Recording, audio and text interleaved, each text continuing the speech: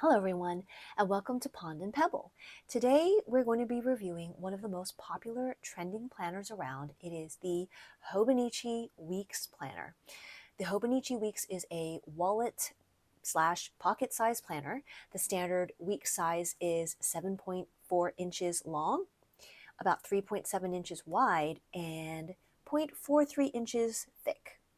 The weight is about 4.6 ounces, so very lightweight. Here's a comparison of the week's size to a standard A5 planner or notebook. See the difference there? So the week's planner is a weekly planner that features a weekly horizontal spread. The weekly spread features one full row for each day of the week, and it has tiny little dots here. Tiny little dots on the top, so you can divide the columns as you wish. Each weekly spread has quotes on the bottom of the page. There's a quote on the left side with the author on the right. And there's also a little mini calendar highlighting the current week on the bottom right corner. On the right side of the weekly spread, there is a blank grid note page with a slightly darker vertical line that Hobonichi calls a secret line, and it's after the fifth square. The grid size throughout the Hobonichi Weeks is 3.55 millimeters per square. It sounds small, but after you write in it for a while, you just get really used to it. The Hobonichi also features a very generous note section in the back, which is blank grid note paper, and it's numbered. Okay, let me share with you the two different sizes that you can get with the Hobonichi Weeks. First, you have the standard size. This standard Weeks has 69 to 73 numbered pages of notes in the back, depending if you get the Japanese or the English version, with the English version having 73 blank grid note pages in the back and the Japanese 69. Both of the Japanese and the English standard weeks has 240 pages in the planner total. Then you have the second size that the weeks comes in, and that is the Weeks Mega. And the Weeks Mega has 213 or 217 numbered pages of notes in the back, depending if you get the Japanese or the English version, with the English version having 217 blank grid note pages in the back and the Japanese version having 213. Both versions have 384 pages total in the planner. And you can see the Mega is slightly thicker than the standard. Each size of the weeks comes in two language versions, Japanese or English. Both language versions of the weeks are bilingual, containing both Japanese and English, but this is the difference. In the English version, there is more English in all the spreads, and the English texts are in a larger font than the Japanese texts. Let me show you the monthly. Okay. And in the Japanese version, that's flipped. There's more Japanese characters in the Japanese version, and the Japanese is larger, and the English texts and font are smaller. It's very subtle, but it's a small difference. So you can see the English in the English version is larger than the English in the Japanese, and the Japanese character is larger. It's kind of hard to tell on camera. The Japanese character is slightly larger than the one in the English version. Also, the quotes on the weekly pages are in the respective language of the planner. You've got Japanese quotes in the Japanese version and English quotes in the English version. So now let's do a Quick flip through of all the main planner spreads using the Hobonichi Weeks Mega. You will find the same spreads in the standard version. First, yearly calendars. On the left side, you get the current year. On the right side, you get the past year and then the upcoming year. The next spread is the yearly index. You have all the months spread across 2 pages with columns for the days and the years. And you have the days abbreviated. So you can do anything you like with this spread. You can write down special events such as birth dates, any special vacation dates. You can also habit track in this spread. It's very, very versatile. Next, we get the monthly spreads. Now, with both versions of the Hobonichi Weeks and all the languages, you get extra months. You get 1 month before the planner year of the planner, and then 3 months of the next year after your planner year ends. And all the month spreads are on grid paper for easy customizing. And you get a space at the bottom with notes and a little checklist on the bottom of each monthly spread. The Saturday headers are in gray and the Sunday headers are in red.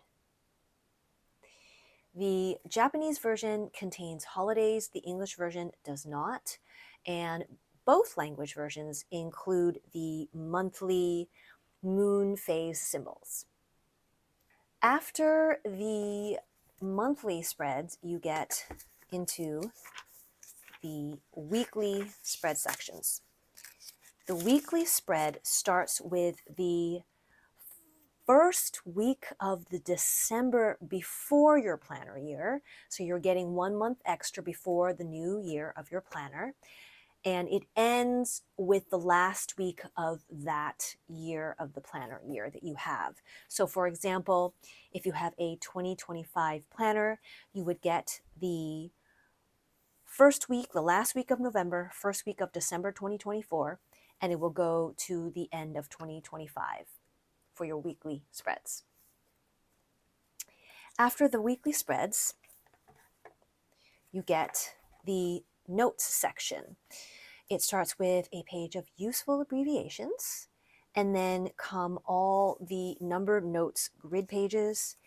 All these grid pages are blank and they are numbered, and this is the mega, so there are 217 blank grid pages for you to do with whatever you would like to do. These grid pages are so useful for study notes, work notes, custom spreads. You can even journal in these pages. Now, after the notes pages, you have some bonus pages. You've got useful things around you to measure size.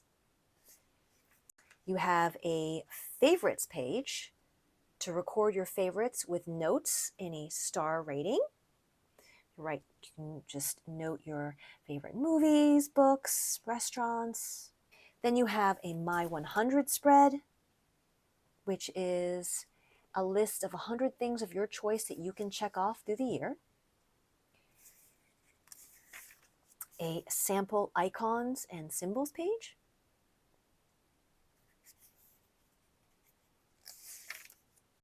Some info on Japanese noodle types.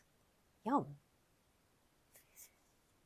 You get a 365 days check-off list, check-off sheet, where you can just check off anything you'd like to track or record anything.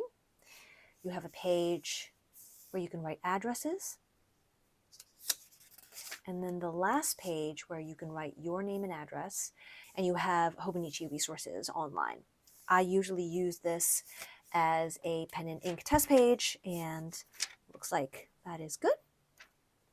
Okay, so now that we've done a little tour, let's talk about if the Hobonichi Weeks could be the right planner for you. So after using the Hobonichi Weeks for a while now, I've come up with some things that you can consider if you're thinking of using the Hobonichi Weeks. First, let's start with the pros. The first is the size. The Hobonichi Weeks, the mega and the standard size, they're so lightweight and they're just so easy to carry around. You can throw it in your backpack or purse easily. You don't have to think about it being so heavy. It just feels good in the hand, and it's just easy to write in and easy to just pull out and write it, jot a note real quickly and then throw it in your bag. I just find the size just a huge pro for me. The second pro is the grid. The grid paper is so useful in making customization of each spread very easy. You can make your own lists on this grid. You can do your own spreads. You can do habit trackers. You can change it the next day. You can change it the next week. And you can keep iterating to a spread that works best for you. This is so helpful in creating a planner structure that works for your specific wiring and for how your unique brain works, and also for your unique lifestyle. The square grid pages also help keep your handwriting and custom spreads very neat and tidy, so I personally really appreciate that. The third pro of the Hobonichi Weeks is the hardcover. Weeks planners are available in hardcover, which makes them very durable. The fourth pro is the strong binding. Hobonichi planners they're known to be very tough, and they stand up to a lot of use. The fifth pro is that you get so many extra spreads. Now, my philosophy is that I think of these extra spreads as support spreads. If you need them, they're there. If you don't need them, just ignore them. That's what I think. The sixth pro to the Hobonichi Weeks is that it is very ADHD friendly. For those like me who are looking for anti-overwhelm, ADHD friendly planners, this planner is, in my opinion, a good option. It has enough structure to build upon, but it's not like too much structure where it would cause overwhelm or the feeling of having to fit into a planner structure that doesn't work for you. I personally don't like planners with too much structure that have like lists section here and a blank box here, and it just causes too much overwhelm because it feels like I have to fit into a mold that doesn't fit me. With the Hobonichi Weeks, I can add structure to the blank grid sections that work for me, and every week I can change it. I don't have to feel like, oh my gosh, I'm locked into someone else's idea of what the right planner is. So if you're looking for a planner that you can customize, but that still has a lot of the work done for you in terms of the dating, because it's been dated for you, you don't have to date it. So I would say if you are enjoying bullet journaling, but you're getting tired of the time it takes to do your own spreads, this is a really great planner to test as a halfway point between bullet journaling and a really structured planner. So that is my final big pro that I would say to consider if you're considering the Hobonichi Weeks. Now let's talk about the cons. The first con is the price, and that is outside of Japan. Outside of Japan, a Hobonichi Weeks is definitely more expensive than other generic planners that you can find. In the US, for example, a current year weeks planner averages around $35 to $55 plus, depending on which version you get. So that is one big con that you definitely want to take into consideration. The second one is the availability. Again, this is outside of Japan. Depending on where you live, it could be a little hard to get the weeks.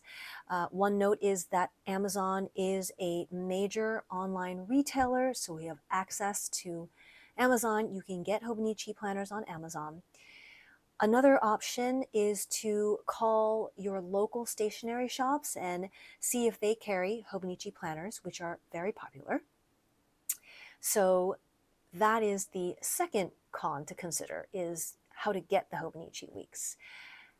The third con is the paper performance. And this is specifically for fountain pen or heavy gel ink users.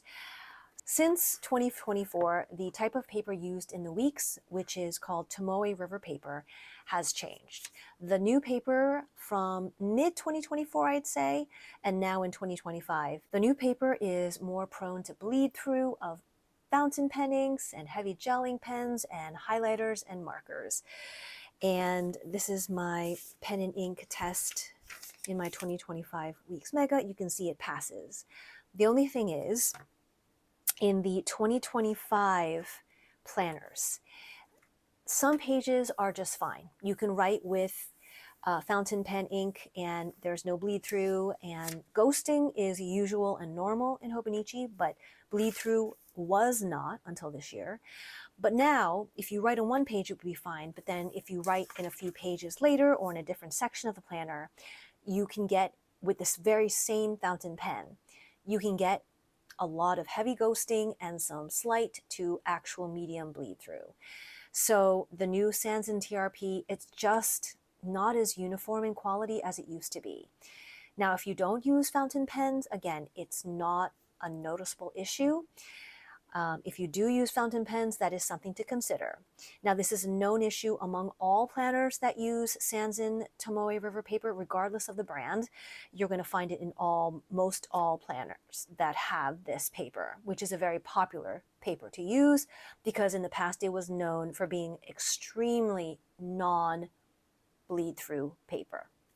Now, for me, I've just decided to accept it and live with it. A little bleed doesn't bother me. I am more interested in my planners being functional than aesthetic, but to each their own.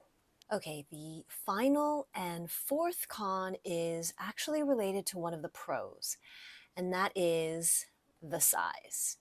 If you are somebody with a busy lifestyle, with a lot of appointments, events, or schedules to manage, and you like to write a lot down in a daily section, the weeks would be a tight fit. Unless you like to write really tiny, I did a couple mock-up samples for you. This is how average writing size looks. I personally usually do 4 line items per day. You can also divide this on the left side and right side and do 4 line items here, 4 line items there. If you are a tiny writer, you can cram in or fit 6 lines. Yeah, so that's a lot. So, you know, it's really up to you. If you want to jot down a few things every day and have space to jot down your thoughts, your trackers and notes, then the weeks could work. Anything more than that, and you may find yourself running out of room often. Also, if you like time blocking for your days, a weekly vertical planner may be something that would work better for you. Even a daily planner, this is the Hobonichi Cousin, which has a weekly vertical and a daily page for every day.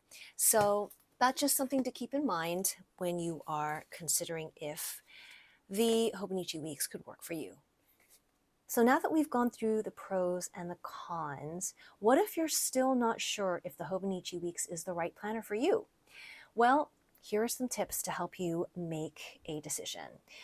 First, and this is a strong suggestion I have for everyone who wants to try out a new planner, is make a mock-up of the Hobonichi weekly spread on a blank piece of paper.